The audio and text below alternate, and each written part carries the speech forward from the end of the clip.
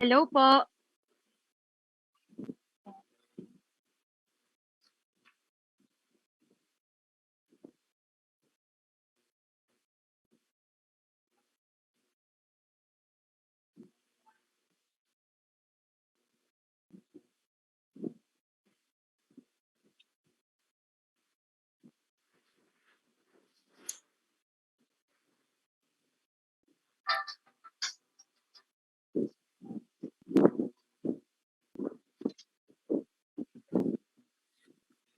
Okay. Good morning, good afternoon, good evening, good day to each and everyone watching around the world. Live here from Metro Manila, Philippines, and we are broadcasting for the first episode of Indigenous Voices entitled Indigenous Youth Power. I am Jing, an Indigenous youth from the beautiful verdant mountains of Cordillera, Philippines, member of Kabataan para sa Tribong Pilipino, Katribo National, advocate of the rights of Philippine national minority for land and self-determination, and I am asking everyone's help to save my people and my land by signing our petition against destructive dump projects in Apayao Cordillera, Philippines by going through https://tinyurl.com/saveisnug. Link will be posted later as we proceed on our event. Again, I am Ching and I am your host for today's episode. We are live and streaming globally through the Facebook pages of Indigenous Peoples Movement for Self-Determination and Liberation, ILPS Commission 10, Katribo Youth, Katribo Kalipunan ng Katutubong Mamamayan ng Pilipinas, Merdeka West Papua Support Network, and Etisi Rakyat Papua. Friendly reminder for everyone virtually here with us today, don't forget to invite your family and friends to watch and join us. And of course, share our live streaming so others can join us all together. Also, inviting you all to join the conversations by reacting and sharing your thoughts in the comment sections of our Facebook Live or tweeting with the hashtags Indigenous Voices, Unite to Win. Our today's episode is still a part of IPMS's month of action for Indigenous peoples, Unite to Win. This is going to be so full of discoveries which oozes with exuberance as we talk about the stories of our active Indigenous youth and the youth engaging in Indigenous advocacies and campaigns, among others. And take note, they not only engage but even lead in building this movement of youth, closely working with other sectors of our society. So, without further ado, ladies and gentlemen, everyone, let's welcome our today's guest, Susan Griapon from West Papua. Hi, Chin, and how are everyone here? Biak, Tabia, Mamamong, Nayakwa, Koha, Wa. Okay, we have more than 250 language, so I just mentioned some popular greetings from indigenous people in West Papua. That's Hi, great, Chin. Susan. Good morning. Salamat Yes. siyang. In my own language, that is napyangag Dalam sa bahasa, magandang umaga. dalam bahasa saya, napiyanga sa magadang umaga. Not mistaken, I think the Philippine archipelago has over 120 languages, but obviously from the stats that you've shared with us, that is fewer than yours. So, before we start counting such, kindly please introduce yourself to our viewers. Tell us something about you, your organization, and for the benefit of our international viewers, or for those who are not that familiar, briefly tell us where West Papua is and what they need to know about your beautiful home. Okay, first of all, hi, my name is Zuzan Kesale Griapon. You can call me Zuzan. Then the last name Griapon is come from my big name of my sub-tribe because I'm from indigenous people in West Papua. And then I come from Genyem. Genyem is, which is located in Jayapura, of course, in West Papua. So Papua has more than 215 tribes and language, has certain characteristics that show belief as indigenous people. We have natural views. It's so beautiful. You can come here, but I think right now it's hard I would because love to. yeah, because so many military Indonesian military in West Yeah, Papua, and then fortunate. yeah, and then we also uh, i- the land is contained with raw materials such as gold, uranium, copper, oil, and also has fertile soil that it is the reason our land was colonialized by Europe and Indonesia till today, and also US.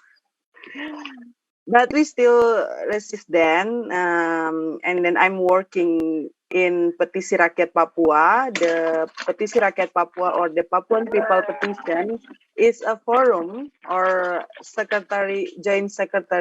secretariat for the unity of the movement in West Papua, PRP, or sometimes we just mention PRP. PRP has 112 organizations that are joined by students, indigenous youth, and then indigenous people organization, religious organization, social organization, women's organization, trader, farmer, fishermen, and each other. And then we are united to reject the special autonomy law for West Papuan, and then demand the right to self-determination as a democratic solution for the Papuan people. We have in the petition Rakyat Papua, we have 108 organization from Papua, I mean from grassroots in West Papua, and then four solidarity groups from the other place, like from Indonesia, from Dili, and then from NGO, like the international NGO. So maybe if you guys want to join with us and then wants to struggle with us, you also can join in this movement. Okay, thank you.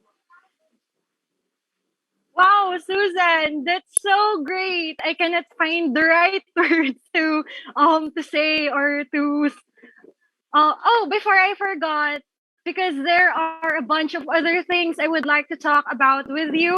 Let me greet you with Happy Indigenous Peoples Day, or rather, Happy Indigenous Peoples Month, since IPMSDL is celebrating this month long August month of action for Indigenous people. And, of course, Happy International Youth Day last August 12th. Yeah. Yes, happy International Indigenous People Day and International Youth Day too to Filipinos, indigenous people, and all the indigenous people in the world. We had that celebration in our way, comrades.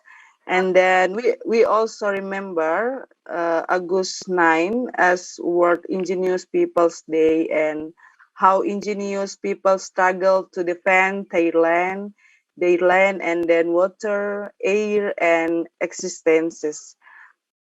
In this year has become very sad because it is the impact of the COVID-19 pandemic has made many people die. We facing die every day in West Papua actually, and then many are sick. So the way I remember the day of my indigenous people attend an online workshop in Jayapura, there are also our friends who are involved in the formation of indigenous youth and then there's also a ceremony together and the other regency or the other place. And then because of the economic crisis has worsened the condition of the indigenous people in Papua. because even though the community is trying to survive, the states allow campaigns to carry out operation in factory and land grabbing. This show that pandemic it's this show to us that is pandemics is actually capitalism or imperialism, not I agree. not COVID-19 like that. Yeah, maybe just that. Yeah. That's sad, but it is also interesting to hear that from you, and I can see that you have such a wonderful celebration in West Papua, and I can see how actively involved you were in these celebrations by the way you share it with us, and of course the whole world. So can I Yeah. ask you how this all started? I mean, can you share to all of our viewers how you started working as an Indigenous youth activist? What inspired or motivated you from the beginning to be a youth in the front line of social advocacies and campaigns? Okay. I had struggle and focus on fighting for land and community rights since 6 years ago, since I was a student in Gajah Mada University. I'm from West Papua, and I came to Indonesia to finish my bachelor, and I was involved to in the organization. The organization or the student organization name is Aliansi Mahasiswa Papua, or we call AMP, and it gave me space to learn about operation and gave me space to show my identity as a Papuan woman. I felt very developed in the struggle organization because I am often discrimination against in my environment, like in public area in Indonesia. Like West Papuan like me, especially women, they are also facing discrimination, racist words like and racist statement like why you have uh, curly hair and the other, and they think we are primitive and can do anything like that. So I think the Aliansi Mahasiswa Papua or the student organization give me some space to express myself. So I try to working in that organization, and also I gain a lot of knowledge and share so that it's necessary my political awareness about what's happening in West Papua, and also what's happened in our indigenous people, and what's it's make me realize what I can do to help my indigenous people as a youth. Organizations are also a place for exchanging information and realizing system equality in society. And then now I'm working in Green Papua community, and then I join also in Petisi Rakyat Papua. And then how about you, Ching? Oh my God, that's a lot, Susan. And you really have gone a long way. So how about me? Well, as for me, being an IP youth, I initially looked for an organization which I can be a part of when I am studying in a university that is related to culture showcasing and has genuine care for preserving indigenous tradition, one where I won't be called out for having a different feature for or addiction, or being asked if I have tail or if I am savage, or like what you've said, primitive. Yeah. Joining the tribu gave me more than just that. I think my love for my land, my culture, and my identity as an IP blossomed a whole lot in my short period of being a Katribu member. I grew not only as an individual, but also as an advocate and activist. My heart grew bigger and bolder as I engaged in more and more mobilizations, peaceful protests, online rallies, volunteering, and others like you.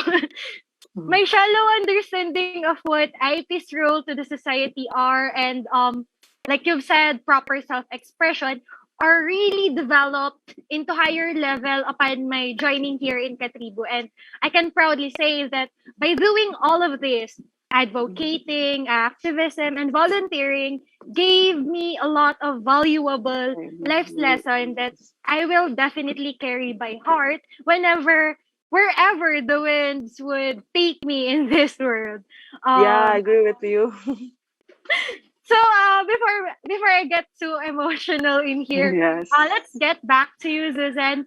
In your experience there in Jayapura and in West Papua, was it hard to get the youth engaged in these kinds of work and advocacies?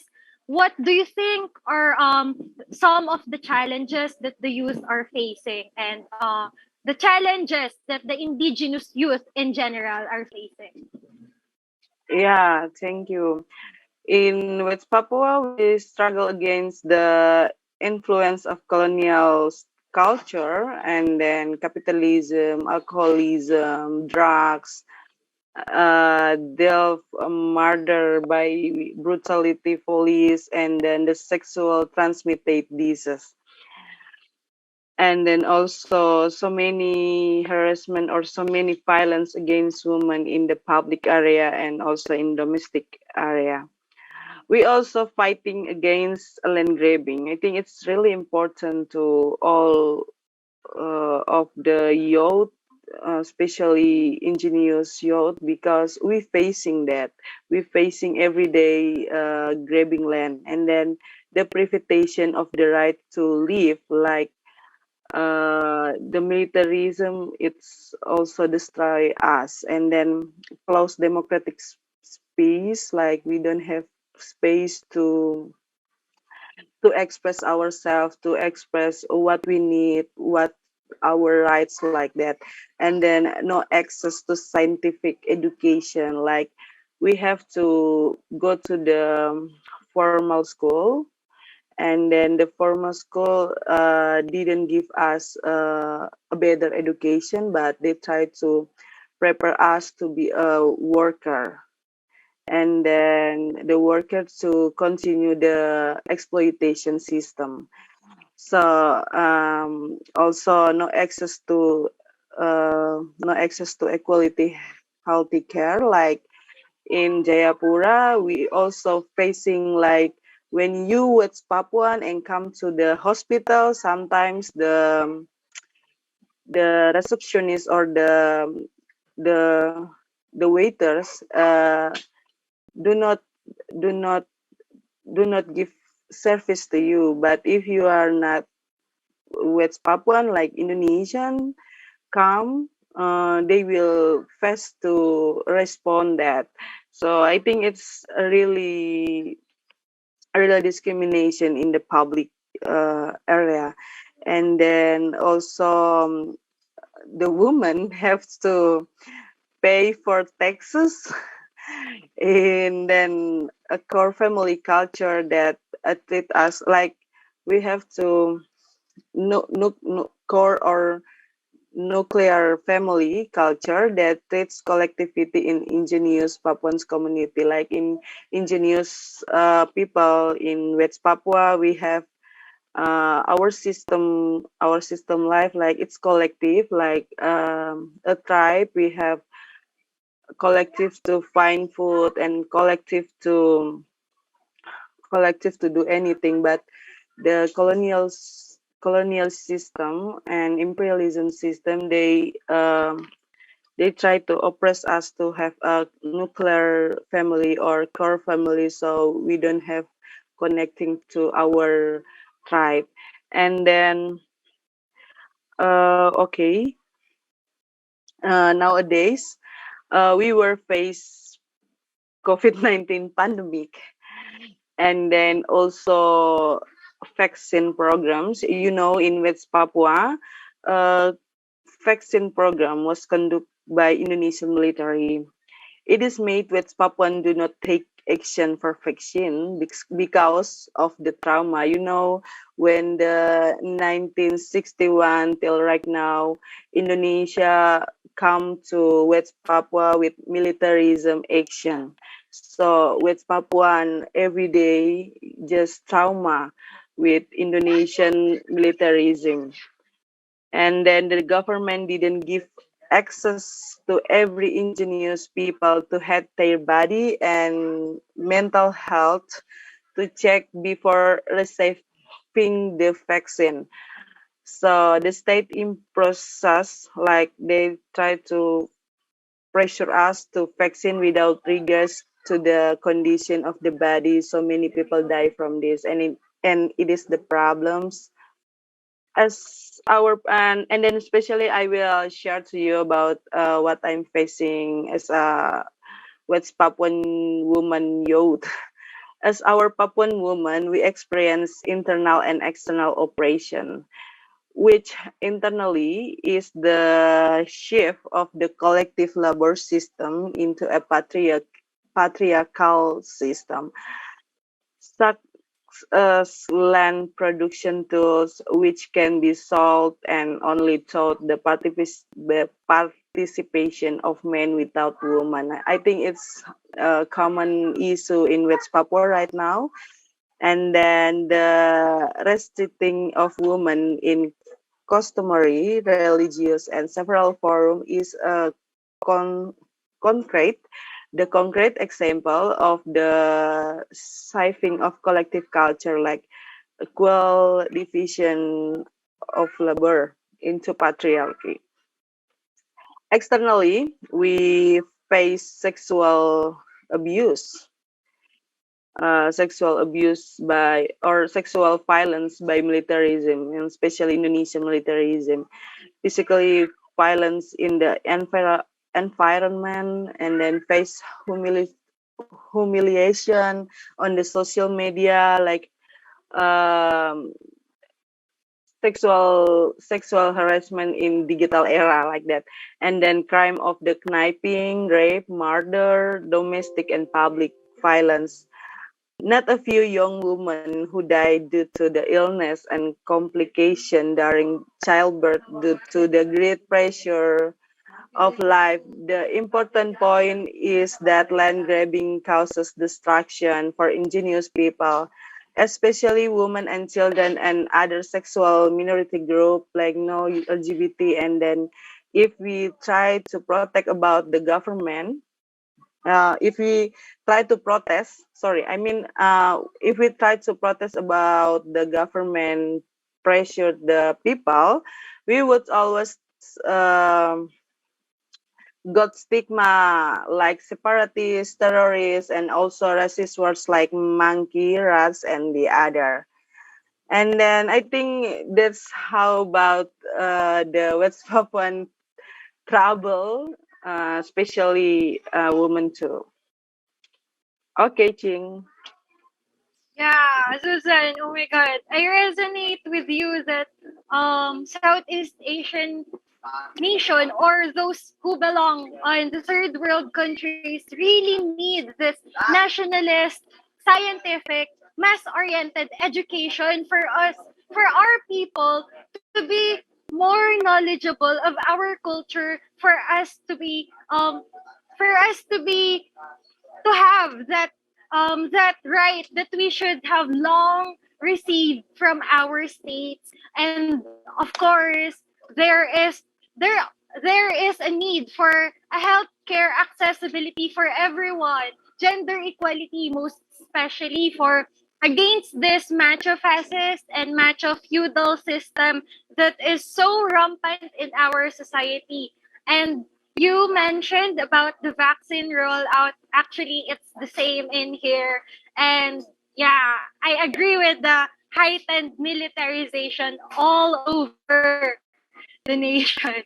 But of course, these challenges can surely be overcome, right? Because we have the likes of Susan here and many other youth, indigenous or not,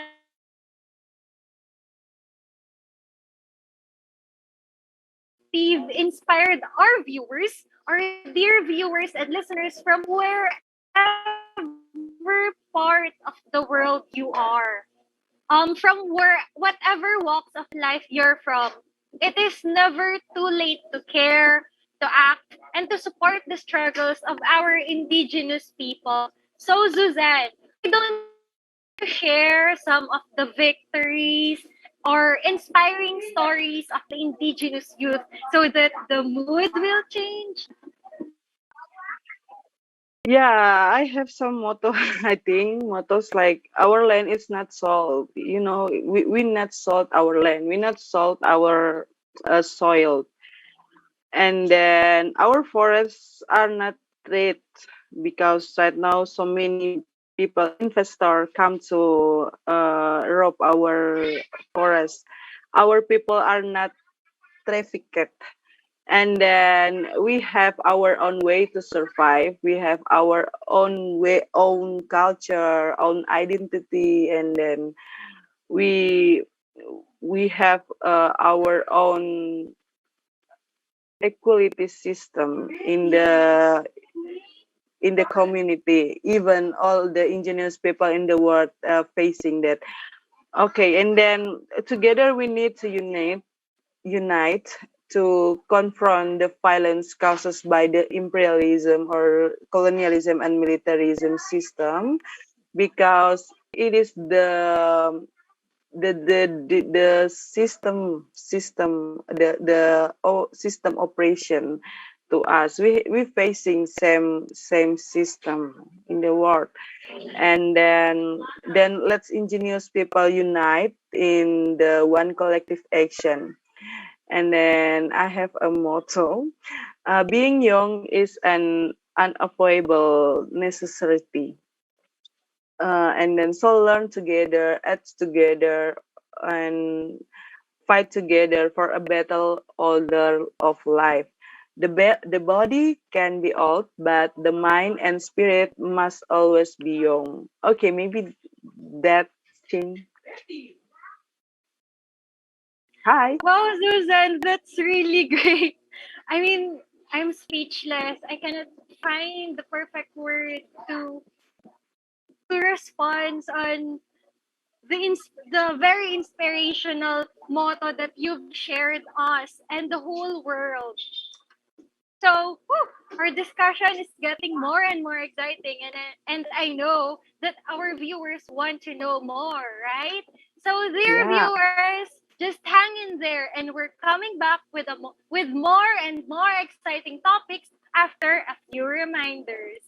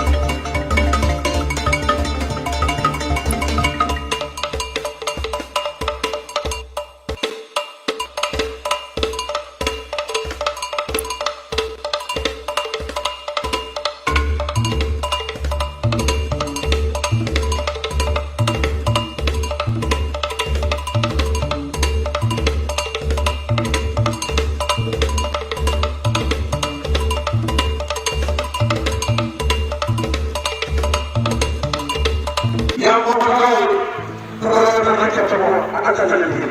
Karena tidak ada solusi lain.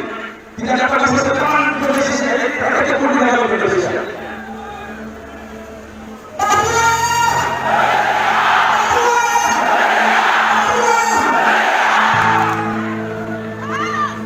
Sama-sama.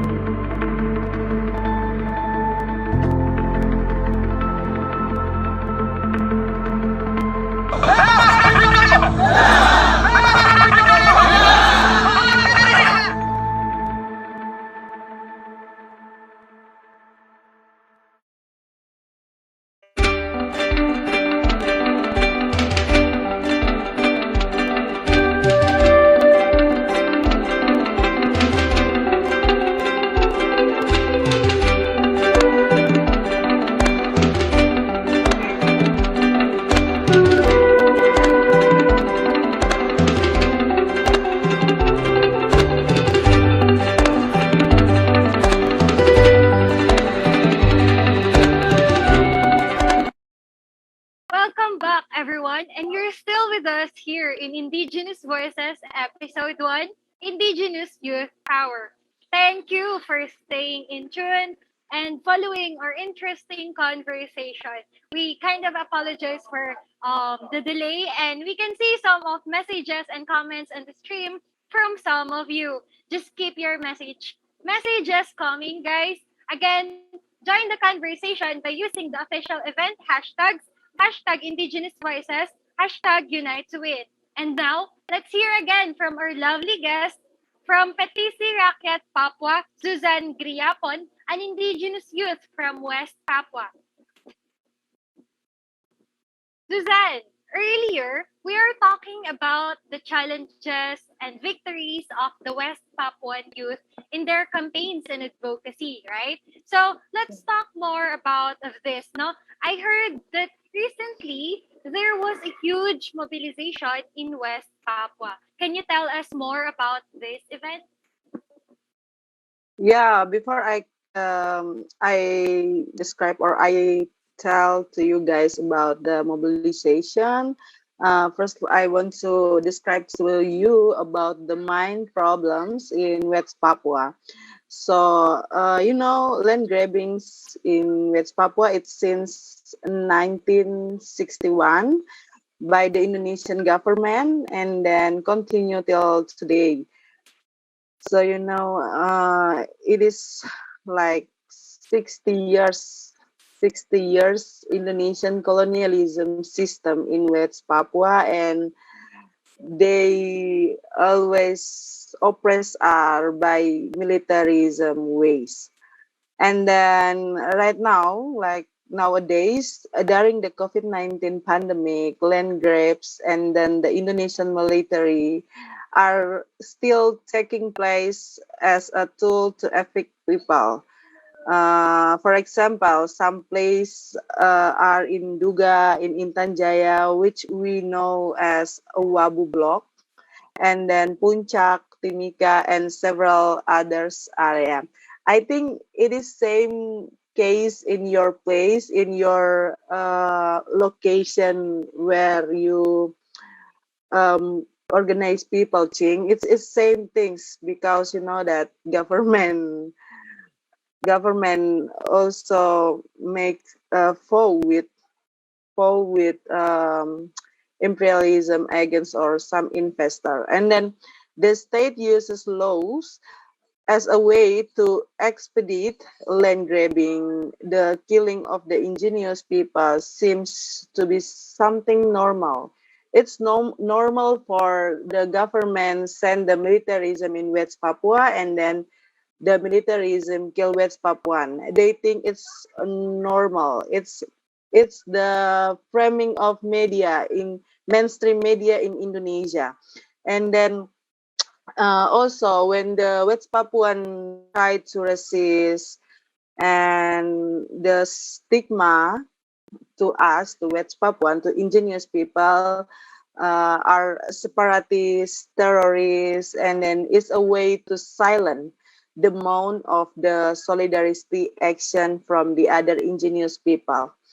And then also the indigenous people try to fight in their own way. They always facing weapons and all all what the government give to the indigenous people. Okay, and then the weapon, we don't have anything. We don't have land, we don't have air, and sometimes our forest i- grabbing by the government, and then we just have megaphone, even voices, and also are killed and destroyed by the Indonesian government, and it is terrible, and it is a main problem in West Papua.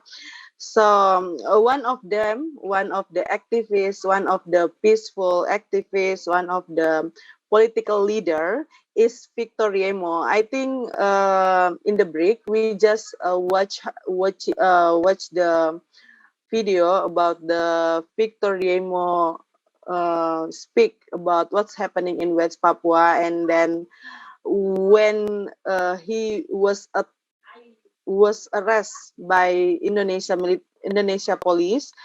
Um, okay, I will tell you about Victor Yemo. Victor Yemo, who is a political leader of the Papuan people, and also Victor Yemo comes from Indigenous youth, and then was arrested on May 9, 2021. Okay, and then accuses of being a troublemaker and separatist. And then thus the punishable by life imprisonment. And then Victor Remo is currently suffering from a chronic lungs disease. And then, but the prosecutor's office and the police are still imprisoning him in the horrible solitary prison. I think they tried. I mean that they try to isolate Victor in the isolate prison. It's hard to breathing, and there is no a good window. It's just like 30 30 centimeter window. You can imagine. It's really terrible. And then a comrade who Victor Yemo. Also, we have mobilization to protest the government, also police to free the Victor Yemo. And then we facing comrades who joined the peaceful protest on August 16, August 16. Um, I mean that last week the some one of the comrades, his name is Ferianos Hasso. He was shot by police and died on August 22. And then the police and the military just silent it. And then there is no media. I mean, mainstream media in Indonesia tell about that.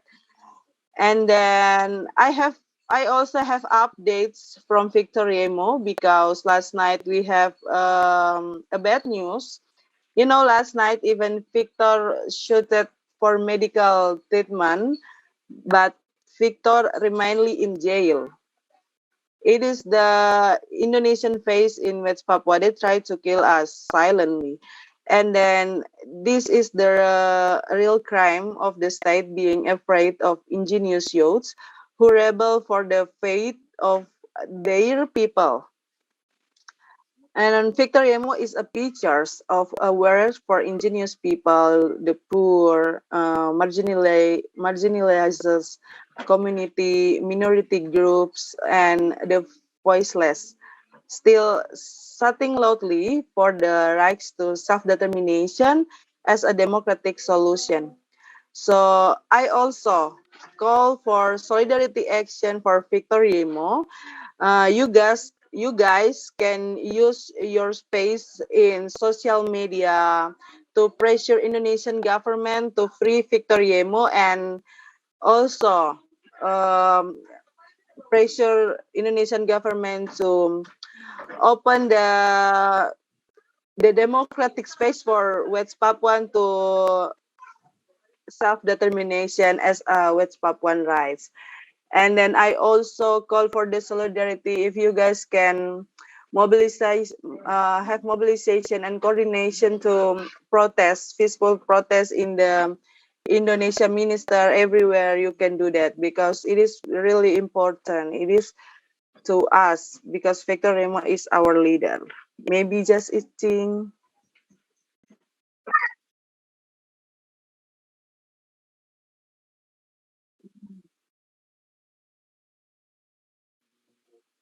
Um, I don't know what to say. That's too much. That's so sad, and that's really a lot for you guys in there. And so with everything that you've shared with us just now, how are the West Papuan people responding to these struggles and challenges?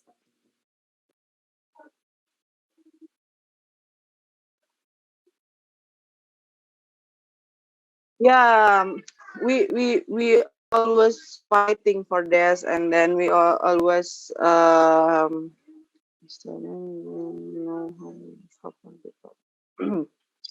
we always fighting, and we also always united to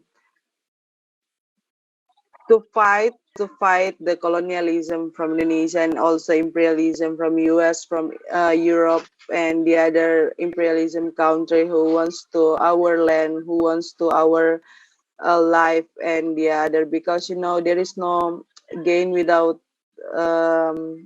effort from the people who oppressed by the colonialism. And then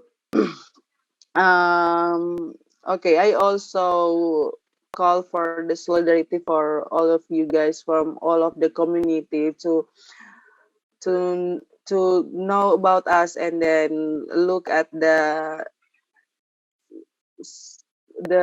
system, the operation system in West Papua, because every day we facing diet and we facing trouble, like in youth. I mentioned before that we facing drugs, alcoholism, and prostitution, and the other, I think, and also discrimination because we have different characteristic of tribe.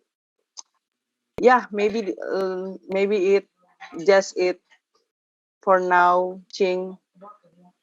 So what do you want to for us people, the viewers to do to help you guys in there in West Papua, since there is lockdown and direct help and support cannot be given. So what do you think are the things that we can do? Yeah, thank you. I think you also can follow our collective action on Facebook. The name is Petisi Rakyat Papua, and also in Instagram Petisi Rakyat Papua, on Twitter to @Petisi Rakyat.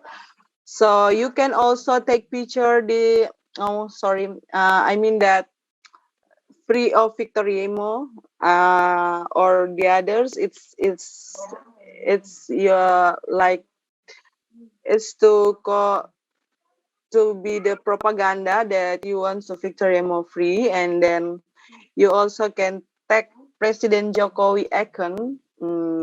Jokowi is the Indonesian president, and then account on media social in Twitter, in Facebook maybe you can also tag him, and then you can also tag us in the Facebook, Instagram, and Twitter, like so we can repost that in our platform media.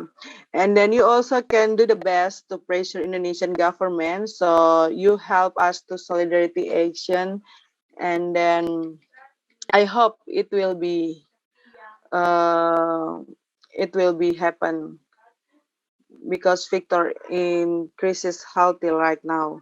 Thank you. Maybe just it I can share.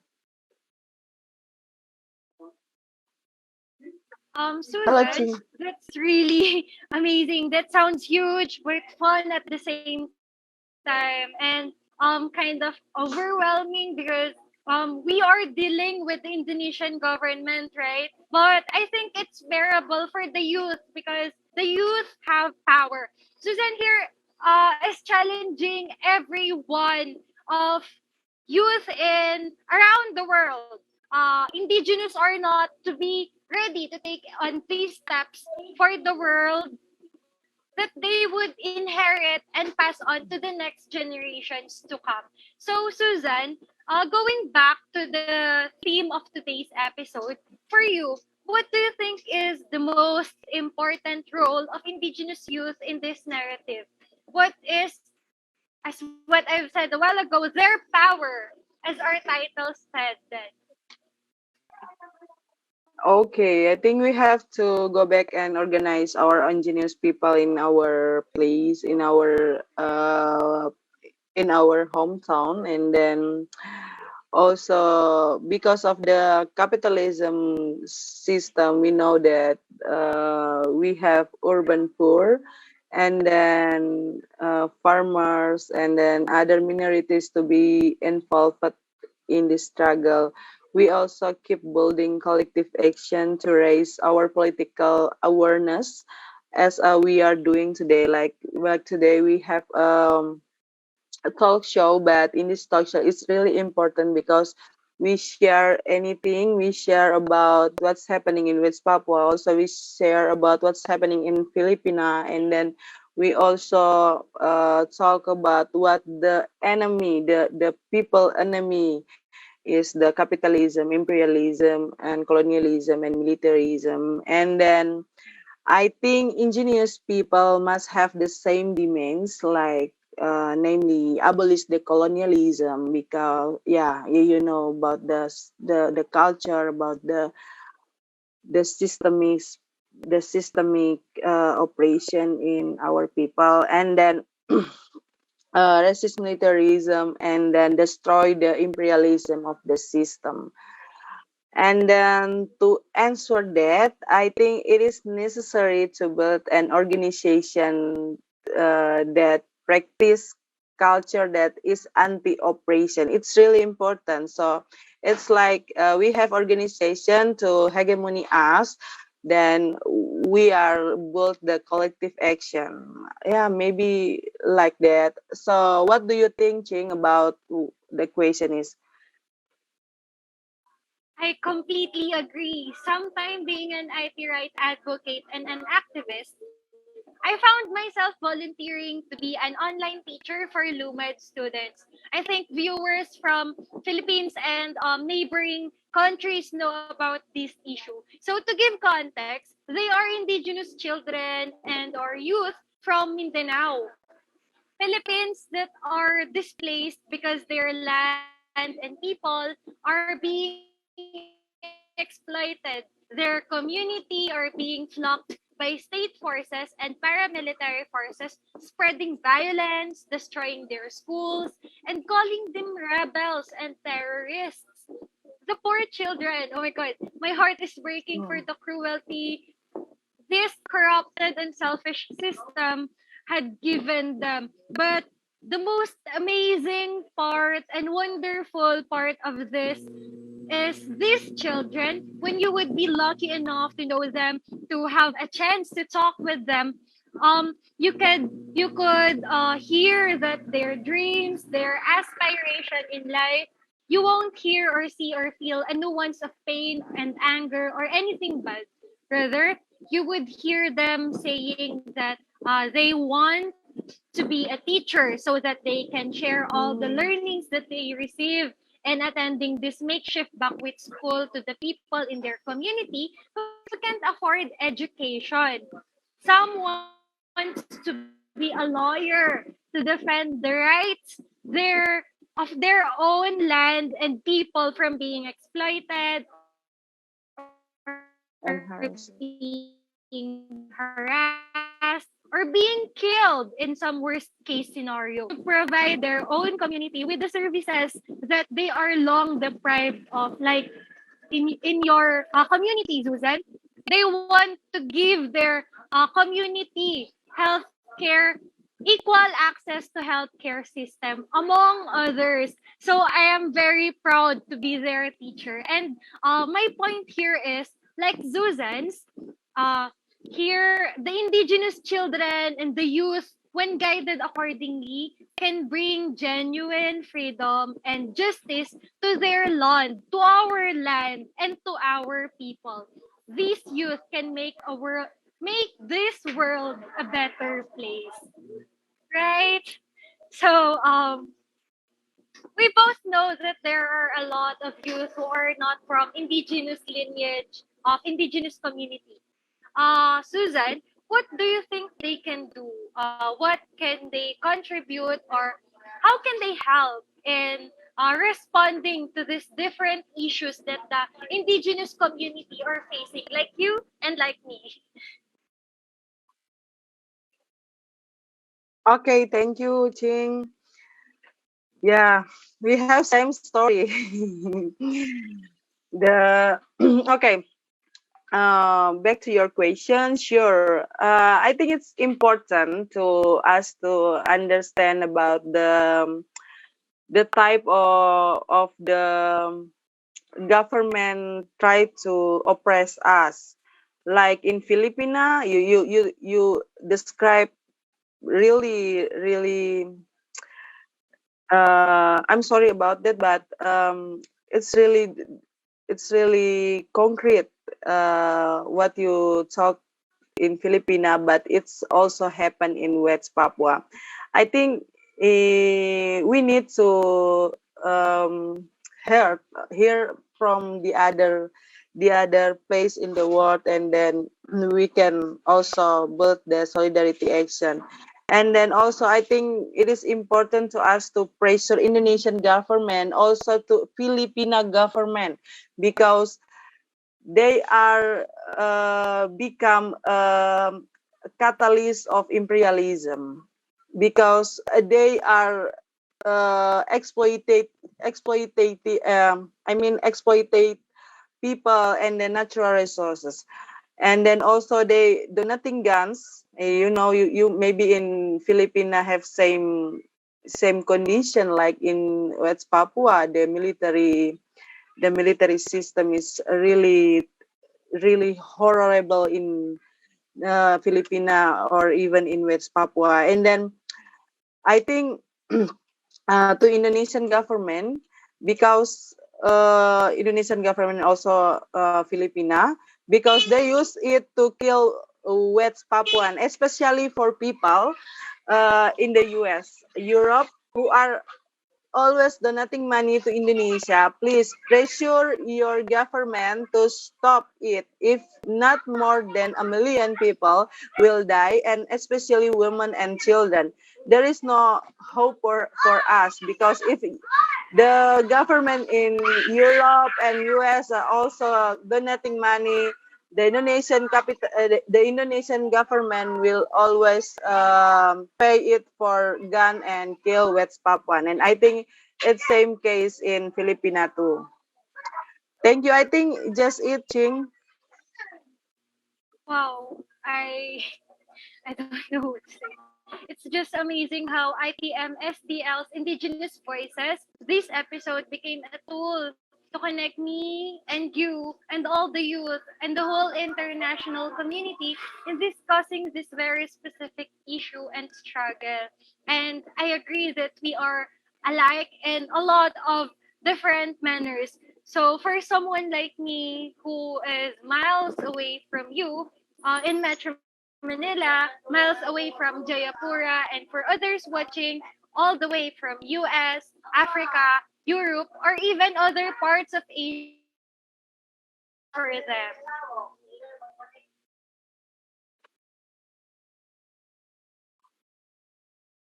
Okay. We are oppressors in the same system, and then we cry and die in the same system. Like what I mentioned before, it's from capitalism, imperialism, colonialism, and militarism. And then, so it is time for us to take collective action. Like today, we sharing together, and maybe next we can build the movement together to make it big. And then I think in the digital era like today, the media technology give us the freedom to transfer information. Like today, we can make a virtual campaign, virtual talk show to each other, and then give us to access to wider solidarity. So I think don't wasting your time to living in the hegemony of oppression. Like hey, if you just live as a youth, you are young, but you didn't do anything to your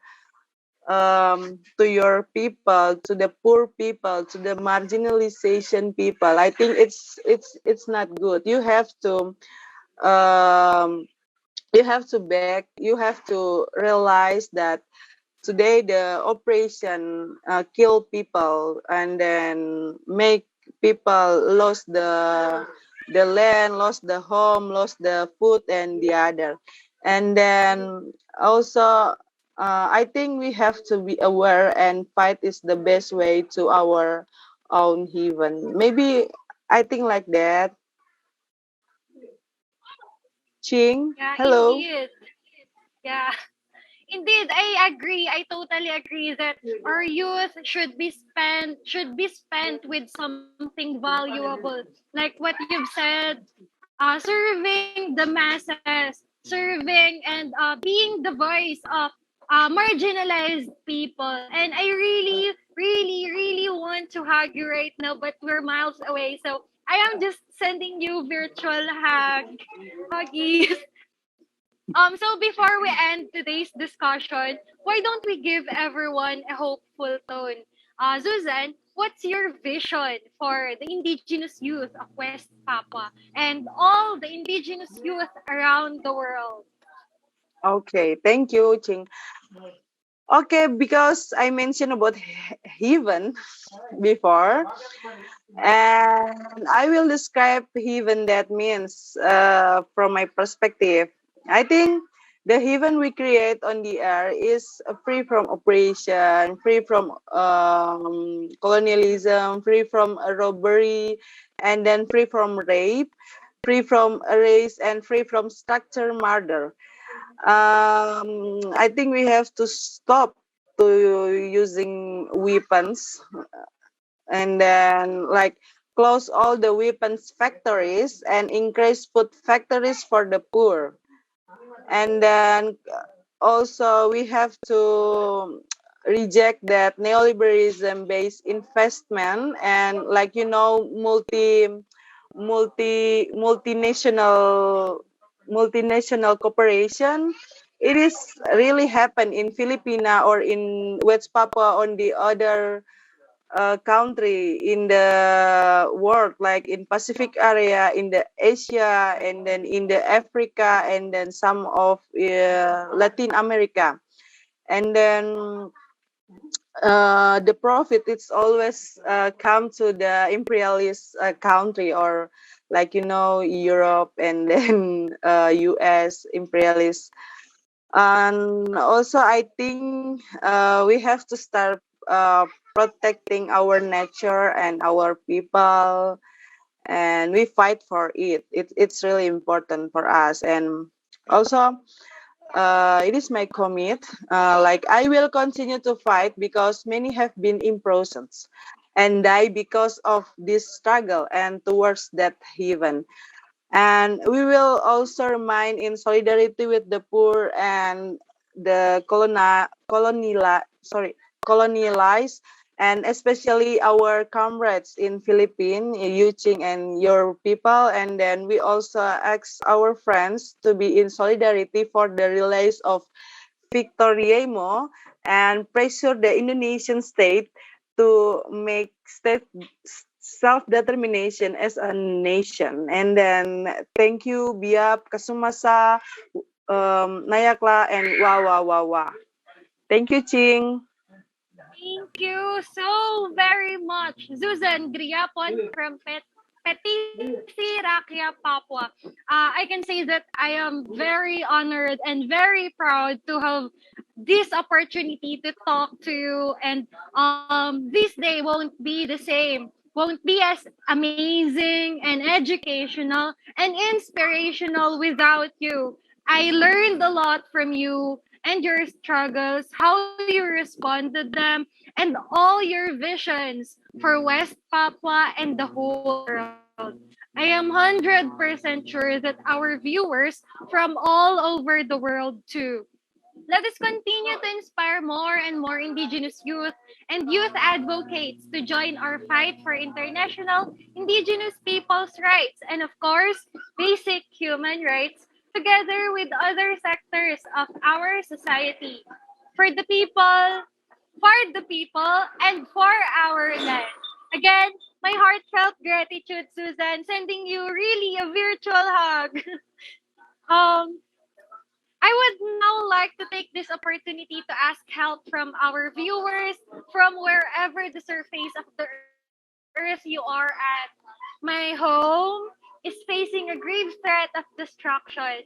Apayao, a province in Cordillera, Philippines, is a home to a number of IP groups and cultures. Besides taking pride in its crystal clear flowing waters, it is a home of a wide variety of biodiversity and rich history, except for the fact that Apayao River is prone to siltation, which makes it not suitable for dam projects such as the Ganed Hydroelectric Power Plant. Everything, the community, the biodiversity, the culture, the history will be disrupted, or worse, destroyed or killed by these dams. Please support our fight by signing our petition. The link is flashed on your screens. I am asking everyone's help to save my people and my land by going through https://tinyurl.com/saveisnag and signing. Thank you very much. At this point, I would like to thank everyone for joining us in today's episode. We hope to see you on our next episodes here at Indigenous Voices. Interested in knowing more? Come on and team up with us, guest us in our shows. Talk about IP situations and issues. How we can build this movement for IP rights and such. If you are an indigenous or indigenous advocate, artist, performer, band, writers, influencers, community leaders, group, or activist, DMS. You are all welcome to struggle or to suggest our future topics, guests, or maybe volunteer to team with us on our future episodes. Just send us a message on facebook.com/IPMSDL, or you can also message us at twitter.com/IPMSDL_. Or of course, you can send an email at ipmsdl.org. We'll be glad to hear your voices. Again, this is Ching, a proud Indigenous youth and advocate from Catribo National, broadcasting all the way from Metro Manila, Philippines, and this has been IPM SDL's Indigenous Voices, linking voices, bridging solidarity.